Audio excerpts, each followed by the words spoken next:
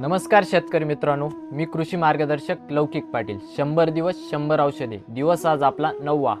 आज आपण king of fungicide म्हणजेच इंडोफिल कंपनीचं M45 या बुरशीनाशकाविषयी माहिती घेणार आहोत। हे सर्वात जास्त वापरलं जाणारं बुरशीनाशक आहे। याच्यामध्ये आपल्याला मेन्कोजेब 75% WP फॉर्म्युलेशनमध्ये हे कंटेंट पाहायला भेटतं। WP म्हणजे काय?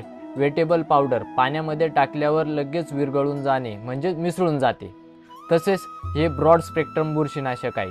तसेच हे कॉन्टॅक्ट आणि प्रोटेक्टिव्ह बुरशीनाशक आहे। कॉन्टॅक्ट म्हणजे काय? बुरशीच्या डायरेक्ट कॉन्टॅक्टमध्ये येऊन तिचा पूर्णपणे नायनाट होतो। तसेच प्रोटेक्टिव्ह म्हणजे काय? पानांची हेल्दी असताना देखील आपण स्प्रे घेतल्यानंतर आपल्याला चांगला फायदा होतो।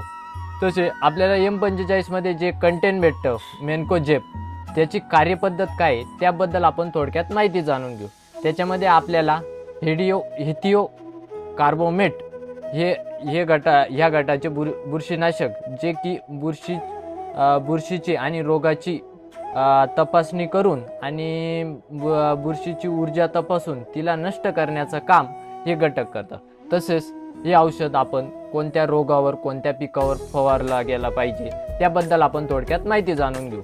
भातावरील ब्लास्ट झाला, तसेच बटाट्यामधील अर्ली ब्लाइट, लेट ब्लाइट, द्राक्षामधील डाउनी, अँथ्राक्लोज, तसेच मिरचीवरील लिप स्पॉट झालं, फ्रूट रॉट झालं, तसेच भुईमुगावर येणारा टिपका रोग, तसेच इतर जे काही भाजीपालावर्गीय पिके असतील, फळपिके असतील त्याच्यावर सुद्धा आपण याचा वापर करू शकतो।